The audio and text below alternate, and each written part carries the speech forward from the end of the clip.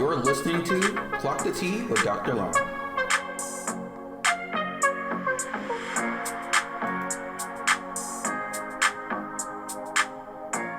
The Justice Department now charging a former American Olympian for damaging the reflecting pool in Washington. President Trump spent $16 million in taxpayer money to paint and renovate the pool. He blamed vandals for the algae and peeling paint. Now that former Olympian has been charged, and tonight he says he did nothing wrong. Here's Mary Bruce.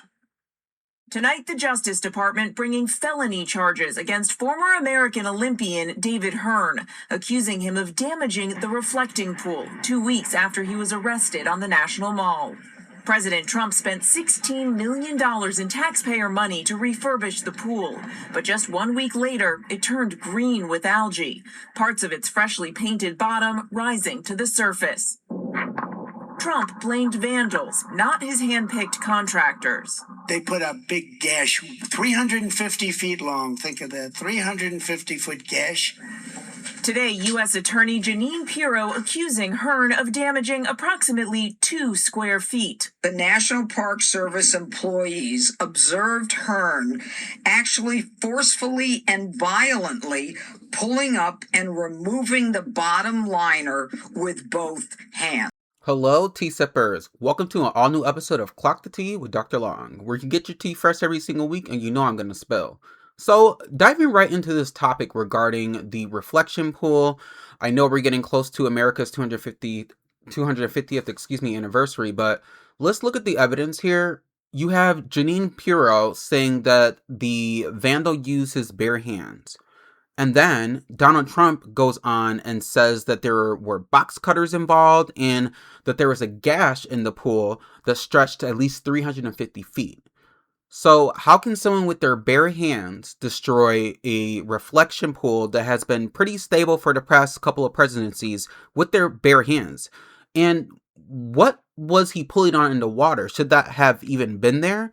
So this administration is trying to convince the public, or their base, because they know their base is low IQ, that somehow a person destroyed the reflection pool. And we all know that the evidence is pretty much right in our face, and you don't need an attorney, you don't need brain science, and you definitely don't need an education to see that these people are lying right to our face. So, without further ado, let's get more tea on this, because now the guy's been arrested after, well, he was arrested 2 weeks ago, but now he's like being charged with a crime that doesn't make any sense whatsoever. And this administration is going overtime to try to make Americans seem like we're stupid and that we'll fall in line with anything this president says. But just a reminder to them, at least 90 plus million people aren't falling for the bullshit. So let's take a listen to this. Today, a grand jury has returned a felony indictment against a defendant, David Hearn, for felony destruction of property, for which he faces 10 years in prison. The indictment is in response to an incident that occurred on June 19th of 2026, in which the defendant Hearn ripped a piece of recently installed sealant on the bottom of the reflecting pool at the Lincoln Memorial. The evidence shows, and we will prove beyond a reasonable doubt, that Hearn willfully destroyed property at the Lincoln Memorial reflecting pool. This was a deliberate act to damage the reflecting pool at the National Mall that members of the National Park Service actually have worked hard to restore and have witnessed. By Hearn's own admission, on June 19th, he reached down into the pool. Our evidence further shows that the National Park Service employees observed Hearn actually forcefully and violently pulling up and removing the bottom liner with both hands. Wow. Tea sippers, and this lady is supposed to be Attorney General. And I remember this judge or person or idiot from Fox News now. She used to have a judge show on pretty much daytime television that was similar to People's Court and that kind of thing, and it was an absolutely awful show.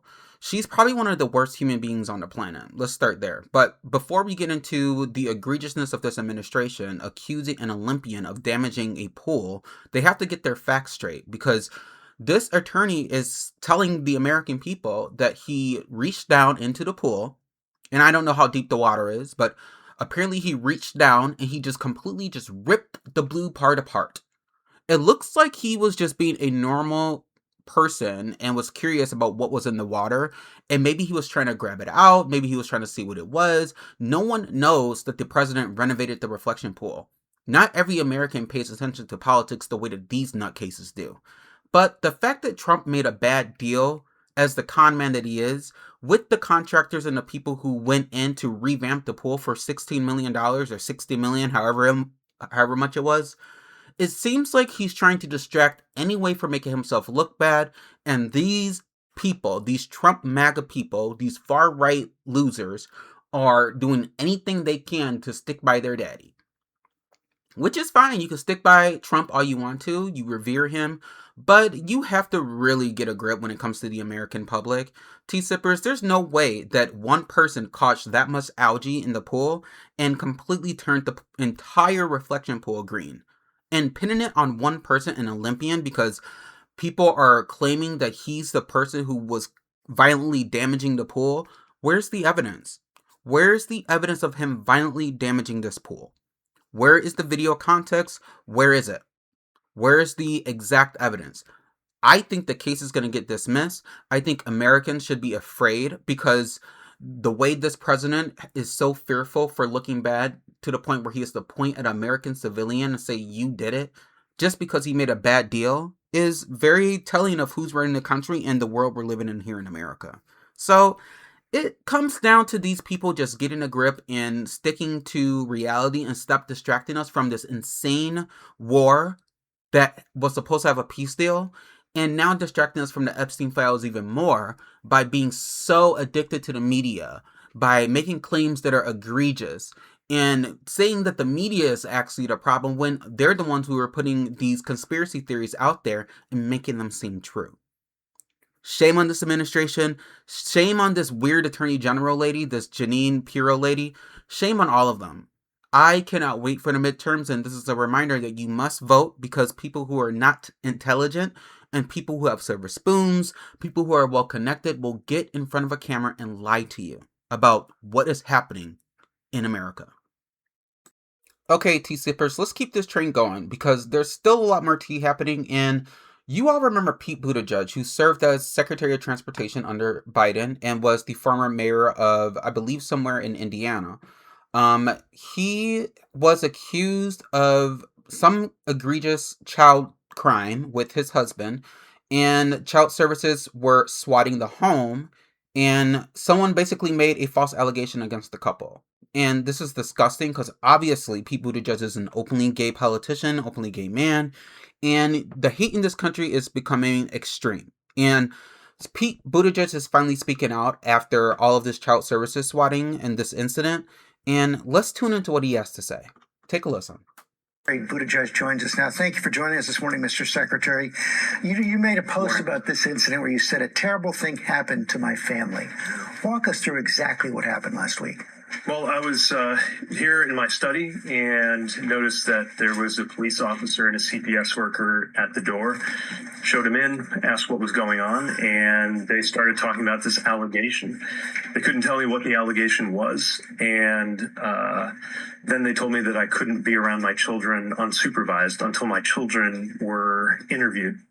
During that questioning, no one in the family could be present, and the next 24 hours are some of the darkest times of my life. I don't know how to describe it. The next day, we fired. Yeah. So they say you have 24, so they just come in and take the children away? Well, what they said was that I couldn't be around the children alone, so we wound up arranging for them to stay with their grandparents. Our children, to be clear, they are 4 years old. They have no idea what any of this means. They didn't know why they were meeting a police officer. They didn't know why they were being brought to a room to have a conversation with somebody they've never met. And nobody could tell me exactly what was going on until after that interview with the children had happened. So the next day, about 24 hours later, that's when They asked me if I had ever been to a location in Alabama, which I've never been to, where an anonymous caller had told CPS that somebody had told him that I had told her that I had committed unspeakable crimes. And only then did we know that the police agreed that this was not an allegation that was credible, and that we could start going back to normal as a family, which is what we've been trying to do in the days since. How are your children doing? They're 4 years old, and as a family, we're just trying to put this behind us. I don't know how much of this they're going to remember. I know I will. It's one of the most awful moments of my life, and something I wouldn't wish on anybody. Although I'll also say that the response since we made the decision to speak out about this has been really extraordinary. Hearing from people across the country, not just people I know and have worked with and are political allies, but actually people from the other side, people in some cases that I campaigned against, reaching out or speaking out in solidarity. We have got to be able to agree as a country on at least this fundamental principle, that you do not go after people's families, that whatever you think of somebody's politics, however you want to argue or fight about political issues, you leave somebody's children alone. Wow. Tea-sippers, it's just unspeakable at this point, but none of us should be surprised because a lot of this hatred comes from people who are struggling with something that they got going on. What would make someone go after someone's family? Let's put him being gay aside.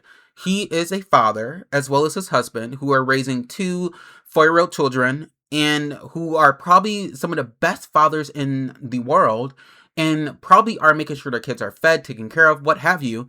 And you have someone who was full of hate down in Alabama, mind you, I think that's very important to mention, who got bored, probably was pissed off by something he was saying on Fox News or CNN, or was paying close attention to what he was doing and reached out and completely lied to CPS.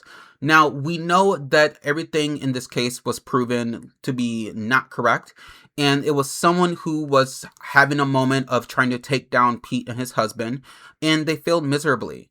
But, right now, the hatred has no place in this country. And I know I can speak for a lot of people because I believe Republicans would also be upset by this, or I would hope they would, and that they would take their MAGA sunglasses off and look to what's happening here. You don't need a lot of evidence to show you that this was in my opinion, a hate crime. You are calling CPS on a gay man to get his children taken away by saying that he was being inappropriate with them, perpetuating this ideology of pedophilia linked to the gay community. That's how I see it. And you all can twist this any way you want to, but we have to be very due diligent and call out hatred while we can. People are absolutely disgusting, and they feel emboldened to do things like this. And I think it's important that Pete is speaking out about this because he's willing to put this information out in the public. It was going to be public regardless, but put this situation out about the swatting incident to let people know that you can still be targeted based on your views, your opinions, what you believe, and who you are. And it's very important because I think as I speak out on all these issues that are happening in the country, I want us tea-sippers to be very, very responsible for the words that we use and also be responsible for looking out for one another. His family should not have had to go through that. And it hurts my heart that gay men in this country still have to deal with people being so hateful and trying to pin our community and pin people like Pete Buttigieg and liberals and Democrats as a certain way when we know the pedophilia actually exists within this current administration, especially at the top. So I think a lot of these people who hate themselves need to start taking a look at where they're getting their facts from and start looking to see what's coming from the top. An administration that is currently hiding crimes related to incidents that Pete Buttigieg and his husband are being accused of. We need to wake up, America, and everybody needs to vote and get these hateful people out of here. And we need to start quieting these far-right hateful people once again, because being hateful is not an ideology. Being racist, being homophobic, all of that's not an ideology. That just means you're a hateful piece of shit.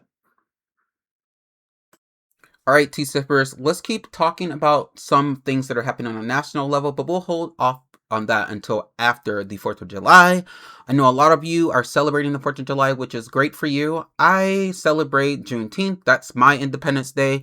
And I want us to be mindful going into the 250th celebration, if you will, of America, and start thinking about the progress that we've made, but also how far we need to go. And who is a part of that celebration? Who belongs as a part of that celebration? And I think if you're born in this country, you should be a part of that. And speaking of being born in this country, they finally ruled that American birthright citizenship is a thing. And the Trump administration has been losing out a lot on that. And clearly Trump is saying that he wants to go after the situation and wants to make sure that birthright citizenship is reevaluated, because he continues to go on this rant about how it was intended for the babies of slaves. Sure, certainly. But you all keep forgetting what happened between then and now, like history doesn't even exist. Like getting rid of books, but now you want to be a historian? Ridiculous. Take a listen to this. The thing that upset me the most, which is so frightening that it was even this close, was birthright citizenship. I mean, this is the Constitution, just straightforward. The Constitution says if you're born here, you're a citizen. And I'm going to give you a couple anchor babies. The whole word anchor baby is so fucking ridiculous, but go ahead. Balogun, who got a red card unfairly, the premier striker for the World Cup team. His parents were here. I forget, she couldn't go home. He was born here. She couldn't go home because she was too pregnant. You know who else is an anchor baby, Kara? Who? Your co-host, Kara. My parents, at the ages of 19 and 24, got on steamships from Glasgow and London, respectively, and they landed in Canada, where my mom was a stenographer and my dad was a candle salesman. They met at a dance. They fell in love. They said that we cannot endure another winter here in Toronto. And they read an article in the Toronto Globe and Mail saying that the best weather in North America was in this town called San Diego. So they loaded up my mom's Austin Mini Metro, which is basically a lawnmower with doors. And 7.5 months pregnant, my mom and my dad drove to San Diego, and something like 37 days later, I was born at La Jolla County Hospital. So they were not citizens? They were just visiting? Oh, no. What? And let me make a flex. I'm a U.S. citizen. Me and my companies have paid well over $100 million in taxes over the last 30 years. It seems like it's worked out for everybody. That was from Pivot with Kara Swisher and Scott Galloway. If you haven't heard it, I think you should check it out.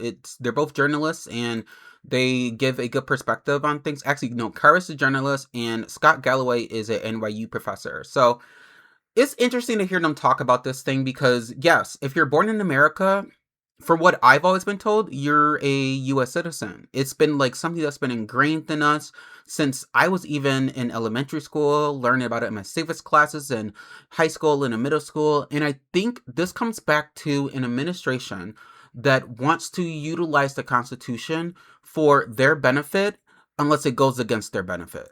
And what do you mean you're going above and beyond to make sure that the children of immigrants in this country basically have their citizenship revoked?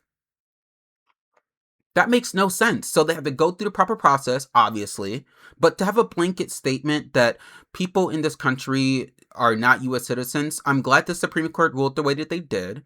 And I'm super happy that a lot of Americans are speaking out about this, people on the right and left, and that are basically saying that this is something that they've known from the very beginning. It's in the Constitution. It's the 14th Amendment.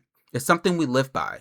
And this administration likes to pick and choose when the law and when policies and when things that were written by the founding fathers, as they like to revere, they pick and choose when it applies. And when it comes to immigration, from what my understanding is, there has been a lot of strict policies happening right now. There's been a lot happening in regards to funding for ICE. The border has been closed. So shouldn't the people on the right be celebrating that and not be pushing for more egregious bullshit to make sure Trump gets another 3 years because he's the president of hate? And it comes down to us starting to realize that a lot is at stake, and there's a reason why checks and balances are in place. There's a reason why we have the Supreme Court. There's a reason why we have all these federal judges. There's a reason why we have Congress members. It's because our country is not intended to be ran like a dictatorship where you pick and choose the law. It's intended to protect Americans. And this administration has this background notion that only certain facts of history should exist. And if we talk about the most egregious things, if we mention it, then we're anti-American. But here's Trump saying that the 14th Amendment was only intended for the babies of slaves and that it doesn't apply to immigration. That makes no sense because there's been people who have been coming to the country since slavery, right? Who came in on Ellis Island, who came in during times where a lot of people were welcome in this country, especially into places like New York City, and especially in places like in Texas and in the South. And the migration of people happened for a reason, because they were wanting the American promise. And a lot of people moved to this country and then had families and then gained their citizenship later on. But we can't continue to talk about this whole criminality when it comes to illegal immigration and still want to treat people who didn't immigrate here illegally, who were born on American soil, like they're the problem. If these people believe that illegal immigration is the problem, they need to focus on that, not the people who are DACA recipients, not the people who are here, who are trying to make the best of their circumstances, who are dreamers, who are going to college, who are running successful businesses, who pay taxes, mind you. Coming after them is just a weird dictator mentality. It's almost like they're trying to go back to the very days of Germany and the Nazism of it all, the fascism of it all. And I'm very anti-fascist, and this administration needs to get a grip. The ruling by the Supreme Court happened for a reason, and this administration needs to really tighten up, because it looks like a lot of their broken promises are broken for a reason. Hi, tea sippers. Let's shift gears a bit, because Zoran Mondani sat down with Jonathan Karl from ABC, and I know we talked a little bit about how Francesca Hong is kind of in this same realm when it comes to socialism and democratic socialism, and how that would be a difference here in Wisconsin in terms of someone who would be a governor with that ideology. Now, Zoran Mondani broke it down very well about what that means. So let's take a listen to this. If we cannot deliver for working people, then what is this for? I'm not interested in writing a manifesto or, frankly, in reading one. I'm interested in delivering, and that's exactly what we've been showing. But they're saying that if you're a socialist, you're not a Democrat. I mean, is there room in the party for both of these views? Yes, here I am. Here are so many more. And I think what makes our party a beautiful party is the fact that it's a big tent, that we have. But you've also said it has to be a party with a spine, with a backbone. Yes, so even a tent has to stay up. Yes, so, you know, does it have to stand firmly for these ideas that you're talking about that others are calling dangerous? I think it has to stand for working people. And I think it has to be willing to fight for working people.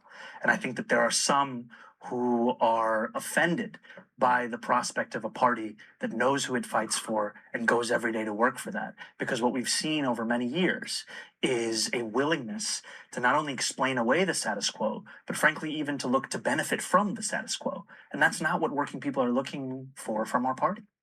That's exactly right. And, you know, the more I learn about democratic socialism, the more I get educated in terms of what that means in terms of ideology. It's not necessarily as egregious as what a lot of people on the right make it seem. It's about prioritizing the middle class. It's about making sure that we know that us being citizens in this country, that we can get by, that we can afford to take care of our families, that we can have access to education, healthcare, without all these hurdles and corporations being involved on just making sure that people can live a sustainable life as a working person in this country.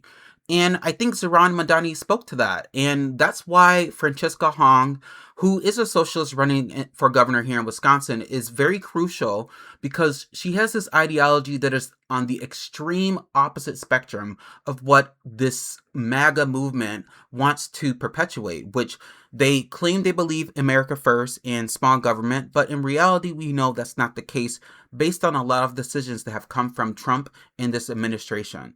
There's no prioritization of what's happening to people who are living paycheck to paycheck, who want to save more money, who want to get by, who want to feel comfortable going on vacation with their children and being safe in a country without having to run into chaos that this administration has put on us, without having to deal with going to the grocery store and dealing with prices going through the roof and gas fluctuating so much.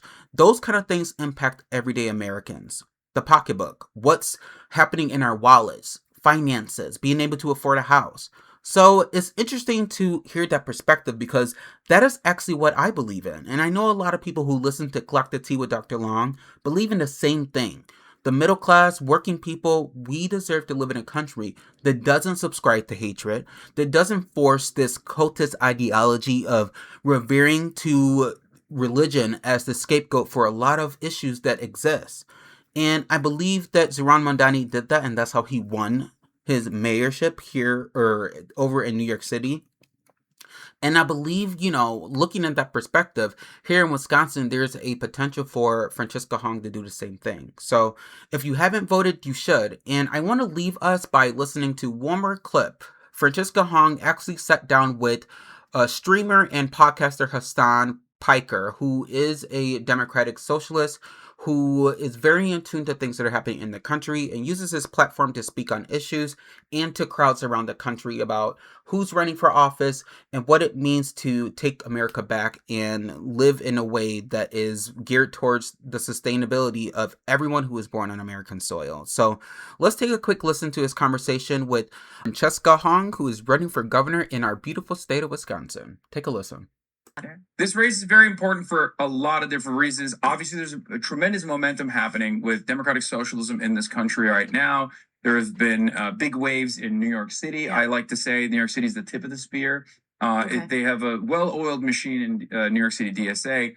But I believe genuinely that these policies are universal and are broadly accessible and broadly popular everywhere else. Wisconsin is a purple state. For the longest time, the conventional wisdom was that a Democrat had to run as a milquetoast centrist in a place like Wisconsin, basically a Republican who cycles just to survive the general election. Yet in 2016, 71 out of 72 Wisconsin counties went to Bernie Sanders in the primary.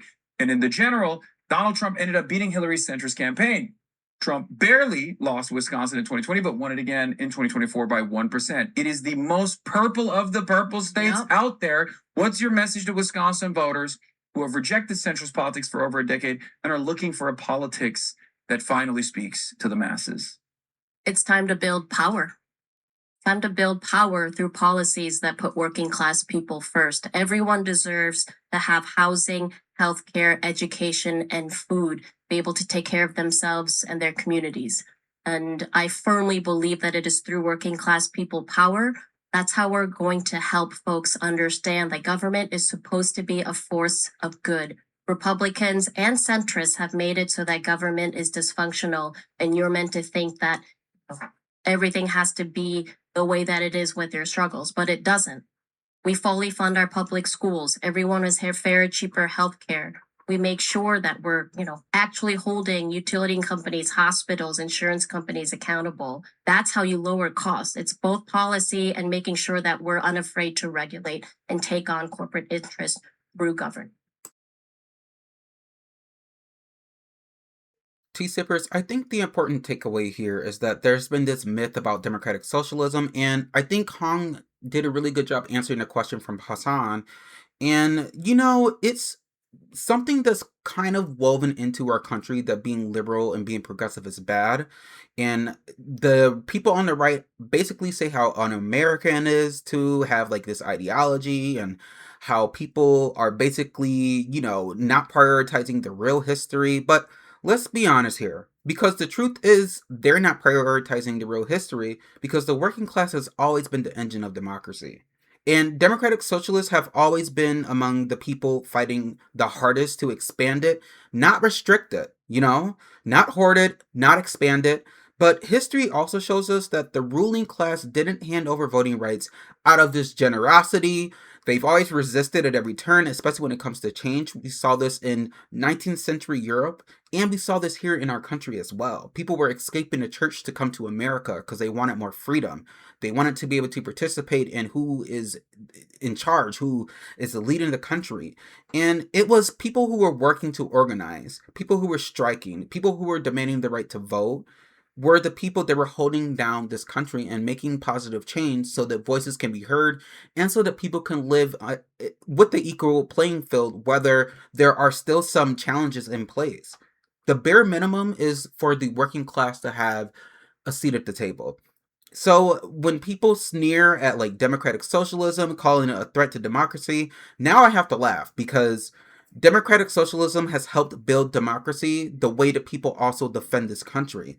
And I think the most important part here is that Hong said that it's time to build power.